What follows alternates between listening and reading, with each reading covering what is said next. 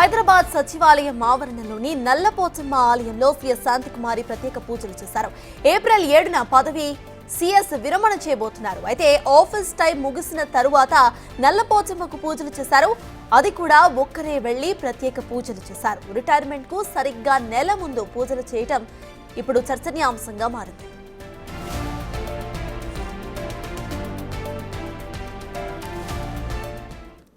ఇప్పటికే దీనికి సంబంధించిన అప్డేట్స్ మా ప్రతినిధి వాసు అందిస్తారు. వాసు, చెప్పండి, అక్కడ అప్డేట్స్ ఏంటి? సతాజ్ సెక్రటరియట్ ఆలయంలో సిఎస్ శాంతకుమారి పూజలు చర్చనీయాంశంగా మారాయి. అమ్మవారి గుడిలో ప్రత్యేక పూజలు ఆమె చేసినటువంటి సందర్భం. అయితే ప్రధానంగా సెక్రటరియట్ ఆలయంలో శాంతకుమారి పూజలకు సంబంధించి అనేక రకాలుగా డిస్కషన్ నడుస్తుంది. అమ్మవారి గుడిలో ప్రత్యేక పూజలకు సంబంధించి, ఎందుకంటే ఆమె హయాంలోనే గతంలో బీఆర్ఎస్ ప్రభుత్వం ఉన్నప్పుడు ఆమె చీఫ్ సెక్రటరీగా ఉన్నారు. కానీ ఆమె ఉన్నప్పుడే గుడి ప్రారంభోత్సవాలు కావచ్చు, సెక్రటరీ నిర్మాణం కావచ్చు జరిగినటువంటి నేపథ్యం. కానీ వచ్చే నెల ఆమె రిటైర్మెంట్ ఉన్నటువంటి నేపథ్యంలో ఆమె ఈరోజు ప్రత్యేకంగా శుక్రవారం రోజు వచ్చి అమ్మవారి గుడిలోనే ప్రత్యేక పూజలు చేయడం ప్రాధాన్యత సంతరించుకుంది. పదవి పొడగింపులో భాగంగానే ఇప్పటికే ఆమె 3 నుంచి 6 నెలల పాటు పదవి పొడిగించుకునే క్రమంలో భాగంగా ఆమెకి ఏమైనా అస్యూరెన్స్ వచ్చిందా, లేదంటే ఆర్టీఏ చీఫ్ కమిషనర్ పోస్టుకు ప్రయత్నంలో భాగంగా ఆమె సఫలీకృతురాలైందా అన్న అంశానికి సంబంధించి ఆమె ప్రత్యేకంగా పూజలు చేయడంలో కూడా సెక్రటరియట్ వర్గాలతో పాటు ప్రభుత్వ వర్గాల్లో కూడా చర్చనీయాంశంగా మారింది.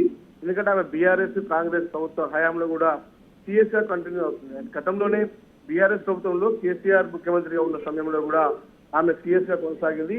మళ్ళీ కాంగ్రెస్ ప్రభుత్వం వచ్చిన తర్వాత కూడా ఆమెని మారుస్తారని భావించారు. కానీ రేవంత్ రెడ్డి కూడా ఆమెను సిఎస్ గా కొనసాగిస్తున్నారు. 15 నెలల పాలనలో కూడా ఆమె సక్సెస్ఫుల్ గా కొనసాగుతాం. కానీ ఆమె సిఎస్ గా కొనసాగడానికి ఎక్స్టెన్షన్ అడిగితే గ్రీన్ సిగ్నల్ వచ్చి ఈ రోజు ప్రత్యేక పూజలు చేసిందా, లేదంటే ఆమె అడుగుతున్నటువంటి ఏదైతే ఆర్టీఏ చీఫ్ కమిషనర్ పోస్టుకు గ్రీన్ సిగ్నల్ వచ్చిందా అన్న అంశానికి అయితే చర్చలు అవుతాం.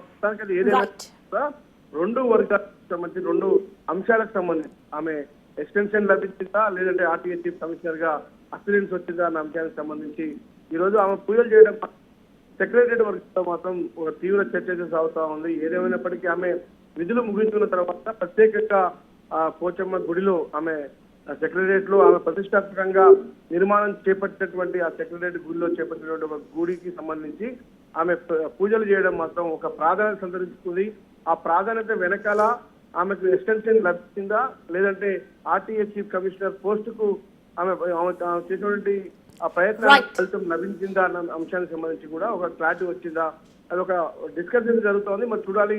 రేపు ఆమెకు ఒక ఏప్రిల్లో ఆమె రిటైర్మెంట్ ఉన్న నేపథ్యంలో ఆ తర్వాత వచ్చేటువంటి పోస్టు ఆధారంగా ఆమె పూజలు చేయడానికి గల కారణాలు తెలిసే అవకాశం ఉంది.